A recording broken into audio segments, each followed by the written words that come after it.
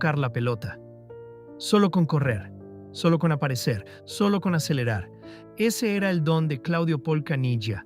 El mundo lo conoció por su talento, pero la eternidad lo recuerda por su apodo, el Hijo del Viento. 9 de enero de 1967, Henderson, provincia de Buenos Aires. Un pueblo tranquilo, lejos del ruido del fútbol grande. Allí nació un niño rubio, delgado, inquieto, un chico que parecía no cansarse nunca. Antes que futbolista, fue atleta. En la escuela destacaba en velocidad. En carreras cortas nadie podía alcanzarlo. Pero el destino tenía otros planes. El balón empezó a acompañar sus pasos, y esa mezcla de velocidad más fútbol se volvió imparable. Su talento lo llevó a uno de los clubes más grandes del continente, River Plate. En River debutó profesionalmente en 1985. Era joven, delgado, casi frágil, pero cuando arrancaba en velocidad, los defensores desaparecían. Los hinchas comenzaron a llamarlo el pájaro, porque no corría, planeaba. Sus diagonales rompían esquemas, sus contragolpes eran puñales. Europa observaba, y cuando Italia llamó, Caniggia no dudó. Su primer destino fue Hellas Verona. Italia era táctica, física, implacable, nada que ver con el fútbol argentino, pero Caniggia se adaptó. Luego llegaría su explosión definitiva en Atalanta. Allí mostró su mejor versión europea. Desbordes constantes, goles en velocidad, asistencias letales. Después vestiría la camiseta de la poderosa AS Roma, confirmando su lugar entre los delanteros más peligrosos del continente. Su aventura europea continuó en Portugal con el histórico Benfica, pero el llamado de casa siempre pesa, y Argentina lo reclamaba. En 1995 firmó con Boca Juniors.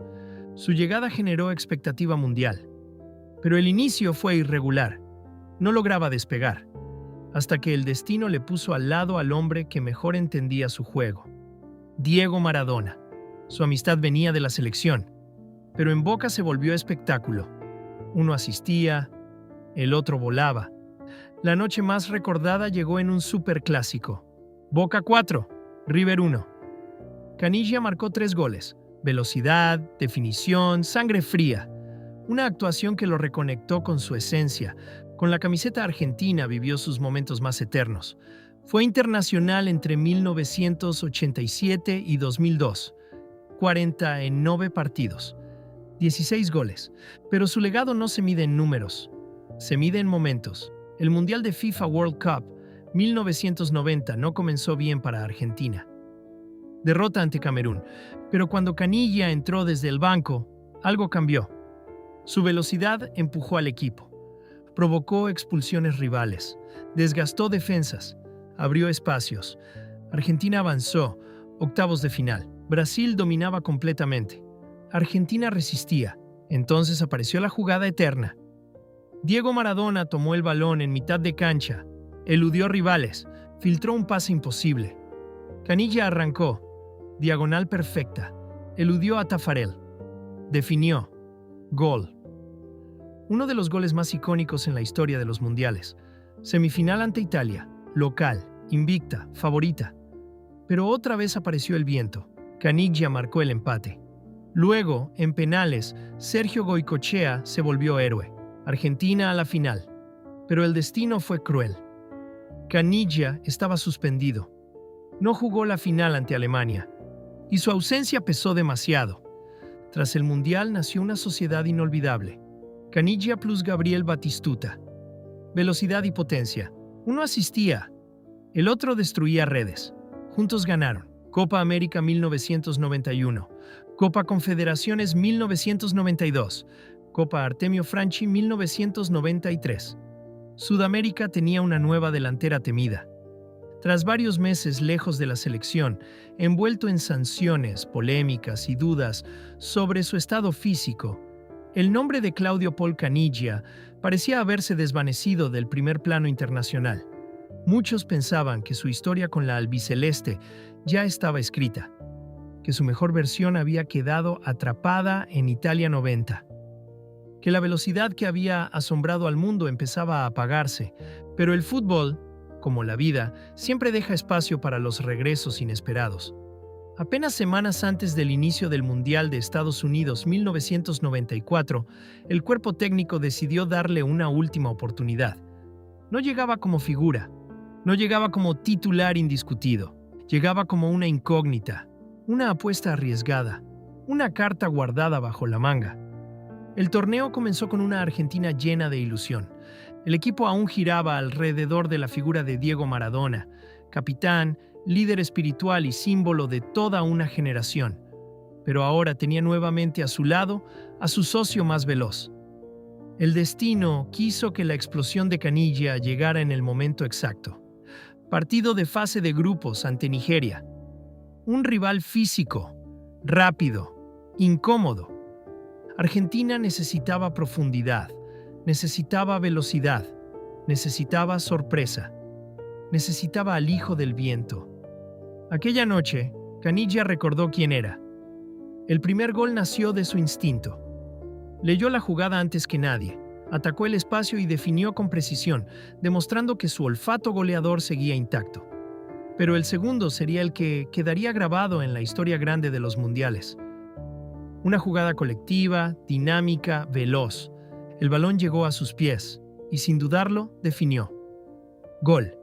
No era un gol más. Era el gol número 1500 en la historia de las Copas del Mundo.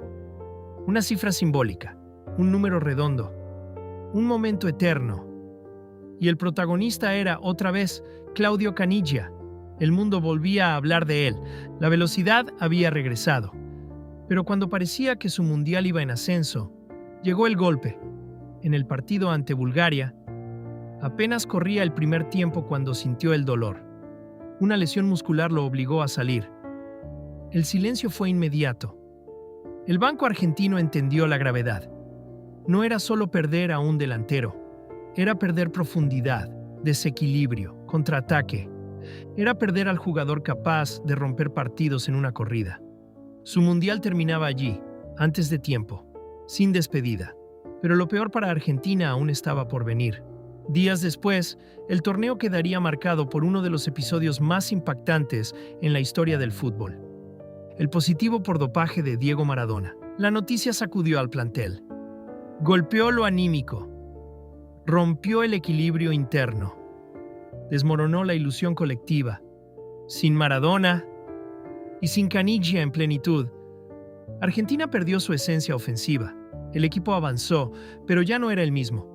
Y finalmente caería eliminada, dejando la sensación de que aquel mundial, que había comenzado con esperanza, terminó envuelto en frustración y tristeza. Con Daniel Passarella como técnico, dejó de ser convocado. Se perdió Francia 98, una ausencia que aún hoy genera debate. Volvió en 2002, convocado por Marcelo Bielsa. No jugó minutos, pero protagonizó una escena insólita. Fue expulsado desde el banco ante Suecia, una imagen simbólica del último capítulo de su historia con la selección. Su carrera siguió en Europa, Dundee FC, Rangers FC. Luego emigró a Qatar, donde se retiró oficialmente en 2004. Pero el fútbol nunca se fue de su sangre. En 2012, con 45 años, volvió a jugar profesionalmente. Lo hizo con el Wembley FC en la FA Cup. Jugó 2 partidos y marcó un gol, porque el viento nunca envejece. Caniggia no fue el más mediático, ni el más ganador, pero fue único, el jugador que destruyó a Brasil en una corrida, silenció a Italia en su casa, formó una dupla legendaria y convirtió la velocidad en arte, porque algunos futbolistas dejan trofeos, y si no lo viste, búscalo, porque entenderás que hubo una época en la que el fútbol tenía alas, y esas alas eran del hijo del viento. Si te apasionan las historias de las grandes leyendas, suscríbete al canal, dale like al video y activa la campana para no perderte ninguna historia, porque aquí el fútbol no se recuerda, se revive.